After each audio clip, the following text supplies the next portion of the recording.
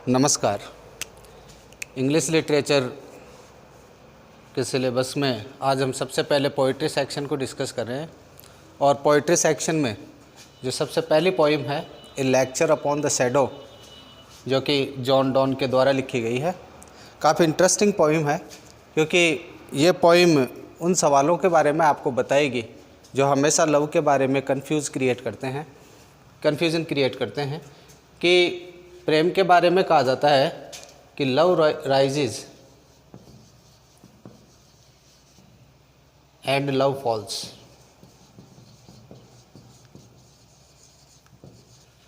कि प्रेम है या तो बढ़ता है या फिर ख़त्म हो जाता है, इसके बीच की स्थितियां नहीं होती।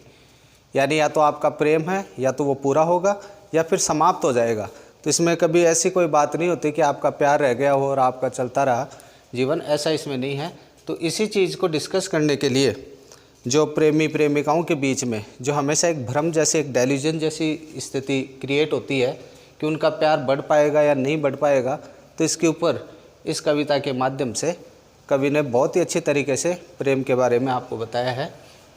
जॉन डॉन ने ये जो पोइम थी ये अपनी फर्स्ट वेडिंग एनिवर्सरी के ऊपर लिखी थी और फर्स्ट वेडिंग एनिवर्सरी के ऊपर वो एक बार अपनी पत्नी को ले बाहर कहीं गार्डन में घूमने के लिए जाते हैं और उसी दरमियान वो उनसे ये बात करते हैं जैसा बुक में लिखा हुआ है कि stand still I will read to thee a lecture. Stand still यानी रुको, आई विल रीड मैं बताऊंगा या पढ़ूंगा, ए लेक्चर या एक भाषण मैं आपको दूंगा, लव यानी प्रेम के ऊपर, इन ए लव्स फिलोसफी और प्रेम के दर्शन के ऊपर मैं आपको एक बात कहना चाहूँगा।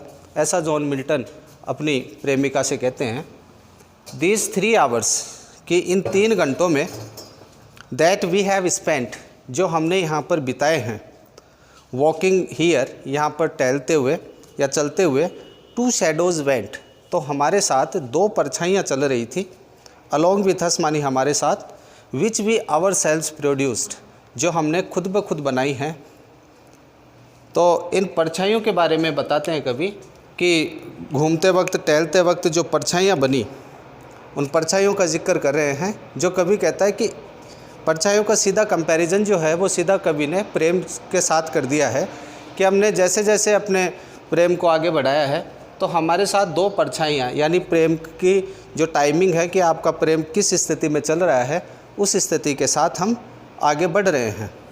बट नाउ लेकिन अब the sun is just above our head कि जो सूरज है वो बिल्कुल हमारे सर के ऊपर है।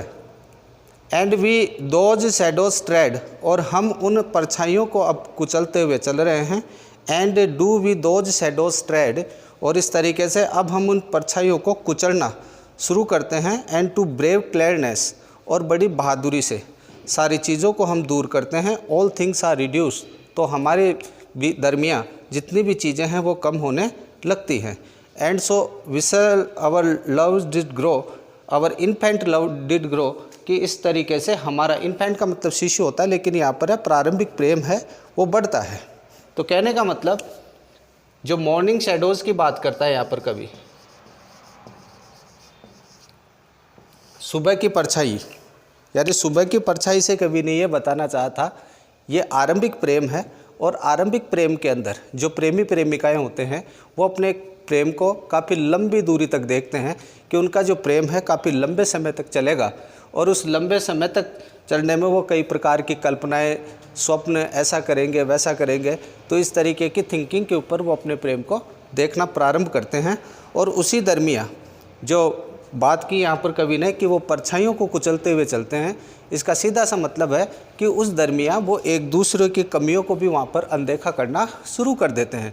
हो सकता है कि मैच्योर लेवल पर वो एक दूसरे को थोड़ा बहुत जानने लगे लेकिन बहुत सी चीज़ों को वो नज़रअंदाज करना शुरू कर देते हैं। और इस तरीके से जो प्रेम है वो धीरे धीरे उनका परवान चढ़ता है और ये पीक टाइम तक तो नहीं गया लेकिन आरंभिक जो प्रेम है उस स्थिति में प्रेमी और प्रेमिका दोनों अपने प्रेमी से ये एक्सपेक्टेशन रखते हैं कि उनका प्रेम एक दूसरे के प्रति काफ़ी लंबे वक्त तक चलेगा। लेकिन जैसे नून स्टेज पे आता है तो नून स्टेज के ऊपर आप देखेंगे कि दोपहर के वक्त आपकी जो परछाइयाँ हैं वो छोटा होना शुरू कर देंगी। यानी इसका मतलब है ये पीक टाइम होता है आपके प्रेम का। यानी इस वक्त आपका जो प्रेम है वो बिल्कुल परवान चढ़ता है, और जब प्रेम आपका परवान चढ़ता है तो आपके बीच की जो परछाइयाँ हैं वो आपको छोटी लगने लगती है। यानी आप एक दूसरे की कमियों को बिल्कुल ही आप दूर से देखते हैं या आप नेगलेक्ट ही करना शुरू कर देते हैं, क्योंकि इस वक्त जो आपका प्रेम है वो पीक टाइम पे होता है, यानी परवान चढ़े हुए होता है। यानी कहने का मतलब प्रेम एक अपनी पराकाष्ठा को लिए हुए होता है, क्योंकि उस वक्त आप एक दूसरे के बीच में जो भी कमियां हैं, खामियां हैं, और जो आपके बीच में जो पर्सनली जो डिस्प्यूट्स चलते हैं वो आपकी ऐसी स्थितियां नहीं होती।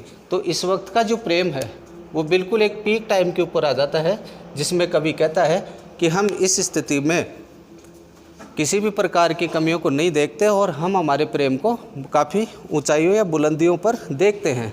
तो पीक टाइम के बारे में कवि का ये कहना है कि अगर उसके जीवन में कभी भी प्रेम आए तो वो नून जैसा हो कि उस स्थिति में ताउम्र भर के लिए उसका जो प्रेम है वो अपनी पराकाष्ठा को लिए हुए हो।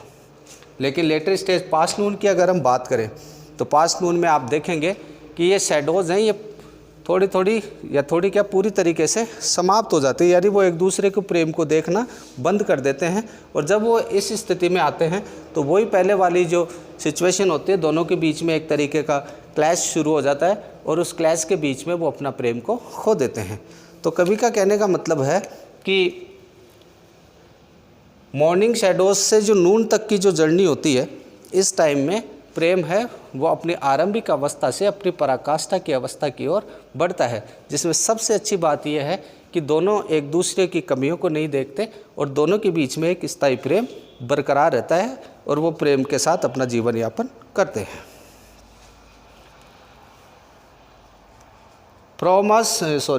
एंड विसल so our infant love grows. जिस प्रकार कवि कहता है कि जो उनका शुरुआती जो प्रेम है तब वो बढ़ने लगता है, डिस्गाइज दिस, और वो एक दूसरे से कुछ ना कुछ दिखावा करते हैं, शैडोज़ फ्लॉज, और थोड़ी जो परछाइयाँ हैं वो भी उनसे दूर हो जाती हैं, उनकी जो परवाह हैं वो एक दूसरा वो बढ़ती हैं एक दूसरे के प्रति आरंभिक स्टेज पर। बट नॉट दिट सो, लेकिन ऐसा नहीं है। That love has not attend the highest degree, क्योंकि अभी तक किस प्रेम ने मॉर्निंग शैडोज़ वाले प्रेम ने अपनी पराकाष्ठा को नहीं छुआ है। विट इज स्टिल डेलिजेंट। डेलिजेंट का मतलब है हार्ड वर्क, यानी अभी भी हमारे को इस प्रेम पर काम करने की ज़रूरत है। लेस्ट अदर सी, चाहे दूसरे देखें या नहीं देखें।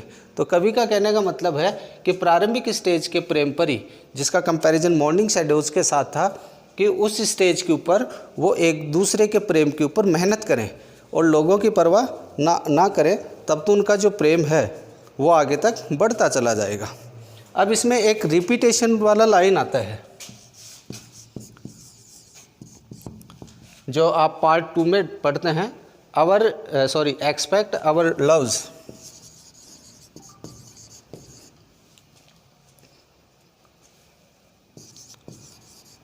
एट दिस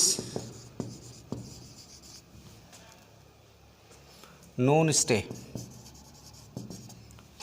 इस लाइन का यहाँ पर रिपीटेशन किया गया है। एक्सेप्ट का मतलब होता है यदि नहीं।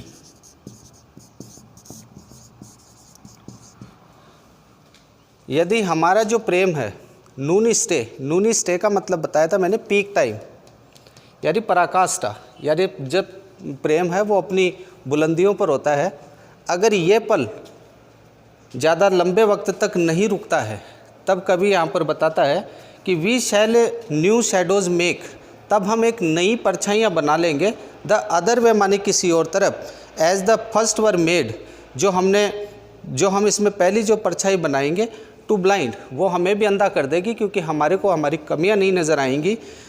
अदर्स, और जो दूसरी तरफ है, विच कम बिहाइंड, जो हमारे पीछे से आ रही है, will work upon ourselves, तो हम खुद ब खुद उसके ऊपर काम करना शुरू कर देंगे। यानी बाहर की या आगे पीछे की जो भी बातें आप सुनोगे, आप उन्हीं को सच मानना शुरू कर दोगे और आप अपने आप में अंधा हो जाओगे, अपनी आँखों को भी अंधा कर देगा और हम उस प्रेम को नहीं देख पाएंगे।